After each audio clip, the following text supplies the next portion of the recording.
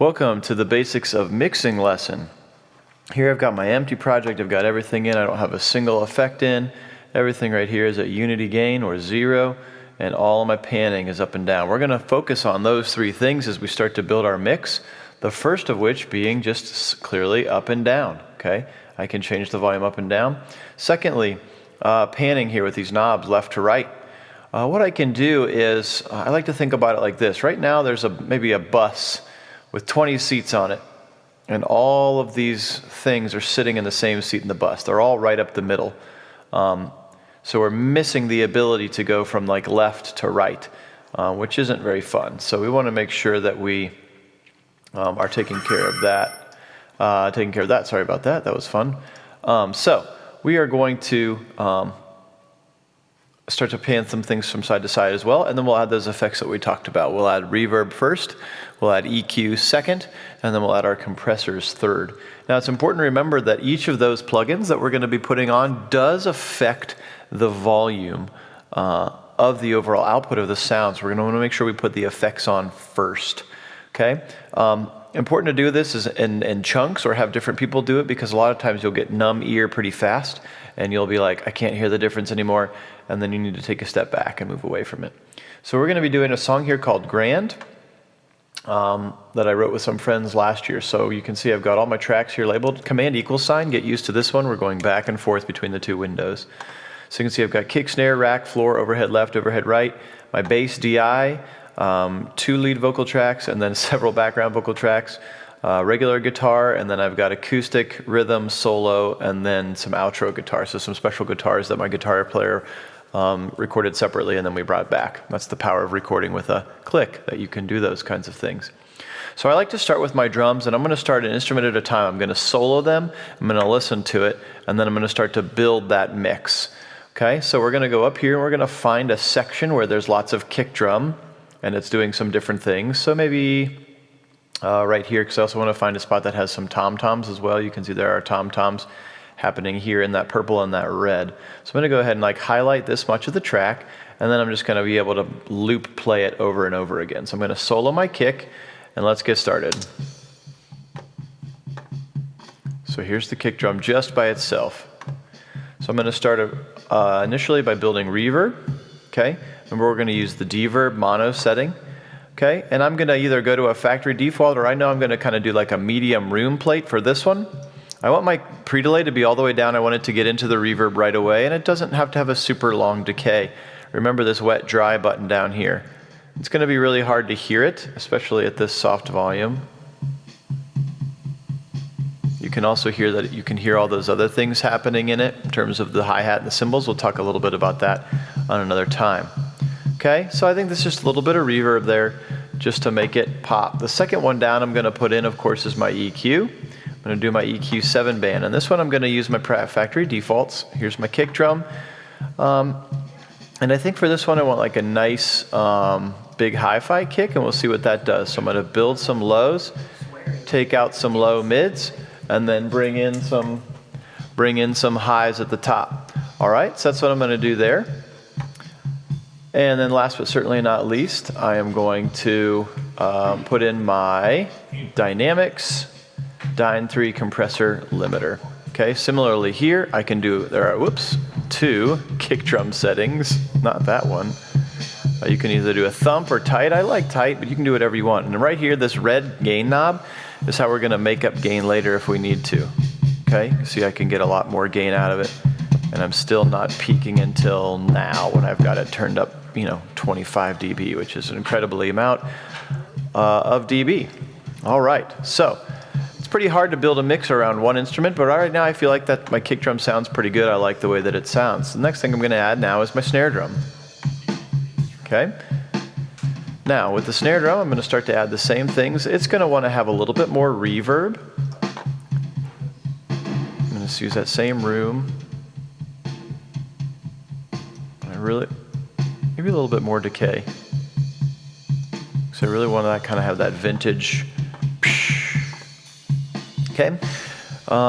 Next, of course, I'll do my EQ, 7 band, and some snare drum effects. I just kind of like a crisp snare, or even like a Let's try like a clean, bright snare for this one. So I took off a lot of the lows and just a little bit to the highs. It just helps it cut a little bit, I think. Now, this is our first opportunity to do some panning. We have two options. One, we can pan from the drummer's perspective, or we can pan from the audience's perspective. So if you think about looking at a drum set, I want my kick to be right up the middle, but everything else is going to be a little off to the side. Obviously, overhead left is panned all the way left, and overhead right is panned all the way to the right. But whose perspective is that? Mine looking at the drum set, or the drummer's sitting there looking back at me? So I'm going to go ahead and mix from the audience's perspective today. So that snare drum is going to be a little off to the right. You can see me dragging it here on the pan knob. Okay, just a little bit off to that right, and it's going to help build that stereo image in my headphones. So if my snare is a little bit off to the right, I know my rack tom, let's go ahead and pan these right now, is also going to be a little off to the right, but not quite as far, and then my floor tom is going to be off to the left a decent amount. My overhead left will be all the way left, my overhead right will be all the way right. So we just went ahead and panned all the rest of these, and now you can see how we're sort of starting to get a little bit of balance to our mix. Okay, I'm going to go ahead and add the compressor to the snare as well, and I will use a factory default as well for a snare drum. This is also, I can get some makeup gain later if I need it, or if I want to change the threshold and say I really want you to compress more of those kinds of notes.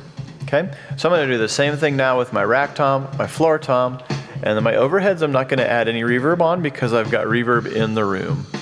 Okay, so hang tight. I'm going to do these really fast while we're continuing to talk. I don't think I'm going to do a ton of reverb on my tom-toms, but I will put some on, maybe a small room and just a little bit of it. Remember, with reverb, a little goes a long, long way.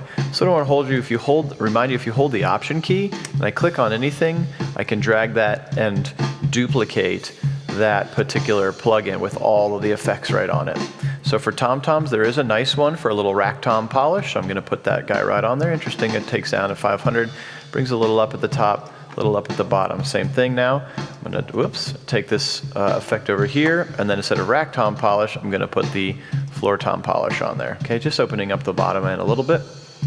Okay, and then last but not least, I am going to put my 7-band EQ on my overheads. Okay, and they have some really nice drum overheads right here, and I like the nice clean overheads. It just gets rid of some more of that room noise and adds a little bit of that air to it, which is what those cymbal mics should really be picking up. All right, so now I'm going to sort of build my mix with the rest of the drums. Okay, I'm soloing one instrument at a time. Okay, so now I've got all of them in. You can hear that happening in the background, right? So I'm going to need to make sure I have a nice mix between my different instruments. Now, this is where we start to get in the parts of music where there is no right or wrong answer, okay? There's just your musical choice, so you decide, okay? Obviously, you want a lot of kick and snare. You've got everything panned from side to side. So there's my rights over here, my lefts over here, okay? So right now, those feel a little strong when the cymbals come in, so I'm going to turn them down just a little bit. That floor tom is nice and meaty, and the rack tom was a little bit loud when I hit it. Again, you want everything to kind of be the same, but at the end of the day, to drive my groove, my kick and my snare are really what's most important. So I can always use more snare and kick, but that's just my personal opinion. Now, for those of you who did one drum track, like maybe GarageBand played your drums for you, it's just gonna be how high do you want it and what effects do you want to put on it. You don't really need to worry about doing any of the panning with it because you didn't have multiple drums, okay? So this feels like it's a pretty good mix on my drums, isn't it, right? I'm feeling pretty good about that. But at the end of the day, I don't really know because I'm completely out of context, okay? So the next thing I'm gonna add now, here's my bass. Now I chose to record it through a DI, which was just right out of the amp, which you've done as well. Bass is the other thing that I would put right up and down the middle. See, my kick drum and my bass drum, they're supposed to mirror each other. Okay, so I'm gonna solo this and it kind of adds it. Now with guitars and basses, you want to be careful with reverb because oftentimes there was reverb built into the plugin on the amp. So if I have anything, it's just going to be a tiny bit to make it feel like it belongs. Okay, I'm 100% going to put some EQ on here. Same thing, if you messed around with your amp or using specific pedals or something, you might not want to. But I like to just have like kind of like a, I think like a bright clean bass on this one, just to give it a little bit more attack. Okay, and then last but certainly not least, we're absolutely going to use compressor. And there's a nice bass guitar plugin right here. So now I've set that threshold pretty low, and you can hear how that bass just cuts now. It's really nice and works well in our mix. The nice part is because we recorded with good levels, see how I really don't have to do much up and down to the faders, okay? Because I recorded at a nice healthy level, so it's really kind of minuscule. So the other thing that's important was when you're doing these mixes, I would encourage you to use headphones, especially nice headphones, because you're going to get a much better sound in terms of what's happening. Like these particular K-Roccat 8s are great speakers that are a little artificially bass heavy. So if you record it here and it sounds good, you might get somewhere else and be like, where's the bass? Or there's too much bass or something like that. So you really need to make sure that you're mixing in a lot of different environments, okay? So things are going pretty well here. And again, I'm just in this one little song, part of the song that's looping. Okay, but now I'm gonna have to go ahead, I'm gonna get a little bigger section because I need to start doing my guitars. And so I have two guitar tracks, one's here called guitar, then I've got an acoustic, and then I've got another rhythm guitar track here. So I'm gonna go ahead and find a section where all these parts are playing, okay, and do another loop just so my ears can hear something different. All right, so let's go ahead and solo these. Holy moly! So obviously that one's a little loud, so I'm gonna turn that one down even before I do anything else. Now these ones got recorded as stereo tracks. You can see there's two knobs, but I can still pan them the same direction to get them to go. Okay, so I know that the guitar player recorded these later and he put a lot of effects on them at his house. So I'm not really gonna spend a lot of time messing around with the effects because I think they sound really good as they are. So it's really just gonna be about panning and then the overall level. So right now that sounds pretty good. So this is kind of that rhythm guitar. So I want to make sure that it's not overbearing. See, and it was recorded at a really hot level and lots of compression at his house. That's why I can turn this volume knob so far down and it still fits the mix. Okay. I also know that this guitar track is kind of its double with just different effects. Okay. So I'm going to go ahead and I'm going to pan this guitar all the way left and I'm going to pan this guitar all the way right, both of them.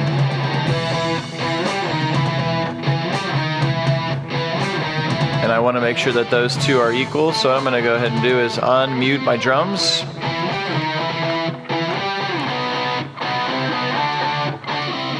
And make sure that it feels like I'm getting the same amount of guitar from ear to ear. Okay, again, just trying to balance that mix, giving everybody a spot on the bus. Okay, good. Now the last thing I'm going to do when I've got these soloed is I'm going to put this acoustic in as well. Okay, and it's also very loud, also pre-compressed. So again, it's just how much do I want? How much of that acoustic do I want compared to the electrics? Okay, so I'm going to go ahead and put it right about there. And because it is a stereo track, I'm going to go ahead and pan it the appropriate way that it should be stereo. So it's still going to be up the middle, but instead of putting it all the way to the right or all the way to the left, I'm putting one track all the way to the left, the other track all the way to the right. So now that all the guitar tracks are in, it depends on how much acoustic. Do I want a lot of acoustic in this mix, or do I want not a lot of acoustic? Again, it's your choice, fundamentally, at the end of the day. All right, I'm going to put my bass and my drums back in. Make sure that my mix still sounds good. As I start to add more instruments, I might have to go back and adjust some of these, but I've already put the plugins on them, so I don't have to worry about it.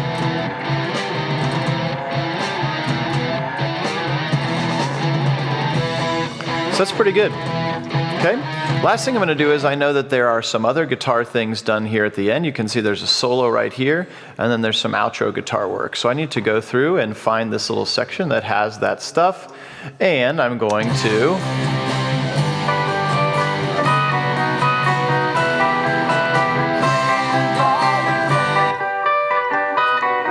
okay, so again, he's already pre-mixed them, pre-compressed them, so they're a little hot.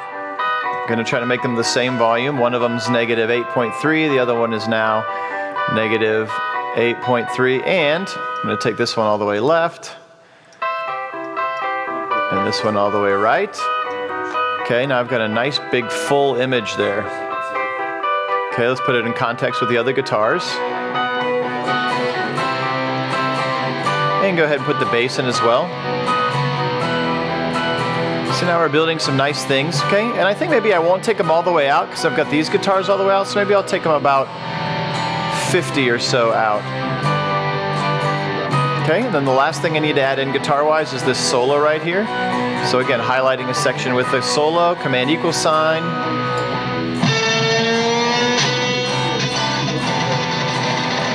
And again, I just wanted to cut with the rest of my guitar tracks.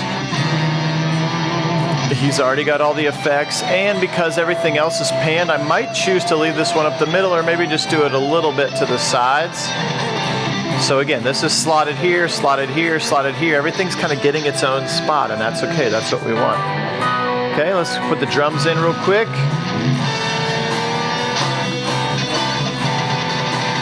Okay, so now you can start to hear that because I've got so many guitars, they're starting to get a little overpowering. Okay, so I might need to turn my drums up a little bit, or I might need to start turning some other things down a little bit. And the choice is yours, and the important part is to make sure that nothing starts to peak. Okay? All right, so now I've got everything done except for the vocals, and it's time to just layer the vocals nicely on top of this. Okay, so I'm still soloing a couple things at a time. I'm going to turn off all of my solos. If I hold the Option key, that turns off all my solos, and I'm going to go ahead and just solo the vocals by themselves at this time. Okay, and we'll see how they sound. Everybody loves to hear themselves sing. And are the plans seldom resolved. Let's start with my reverb. Okay, and I'm going to turn it down a little bit to the 8 between 15 and 25. This is a little bit more of kind of a classic rock tune, so it can be sort of dropped down a little bit. Again, I'm also going to add my EQ. Really find its own spot. Again, I can pick something here. I'm going to go ahead and just do vocals and just a male Vox 7 band. So I'm going to roll off a lot of the bottom and add a little bit of presence. You can hear how it pops it. And then last but certainly not least, of course, we're going to need a lot of vocal compression on this as well. So I'm going to do my vocal comp right here. And then if I need more volume, right here is my makeup gain. I want a pretty compressed sound, so I'm turning this threshold down a little bit. And you can see how much I'm literally compressing right there. Okay, here's my second vocal. So I'm going to put the same effects on it with the Option key, copying it. And I might put this harmony a little off to the right so that they're not right on top of each other.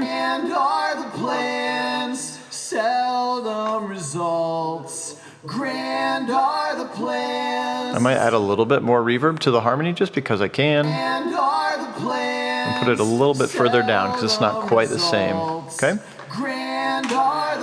All right, now we just got to make sure that they work so the only things I haven't, so I can just unmute everything. Here it is.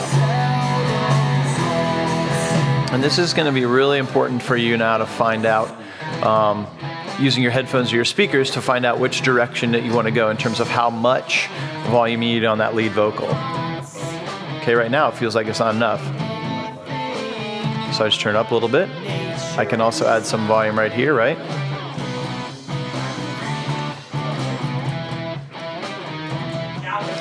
Again, trust your ears, you decide.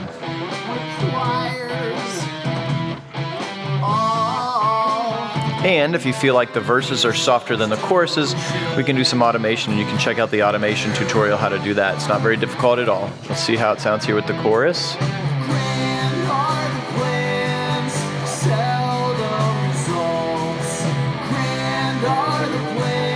Now they're kind of nicely in there. Okay, let's go ahead. The only other thing I have is this background vocal track right there on BGVs. Okay, so I'm going to go ahead and check him out too. This BGVs track right here I'm going to check out as well. So right before he comes in, add the same effects. And put him all the way to the far left as well. So I can kind of balance out this track as well. Seldom results. Okay, so if that's a new effect that I have coming in, I want to make sure I can really hear that track.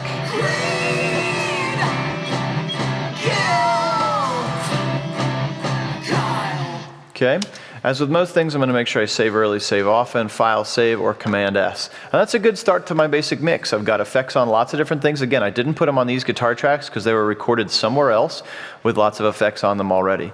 And I'm well on my way to having a good mix. The last thing I'll tell you to do is go over here to Track, New, and we're going to create a new stereo master fader, which is going to be red right here.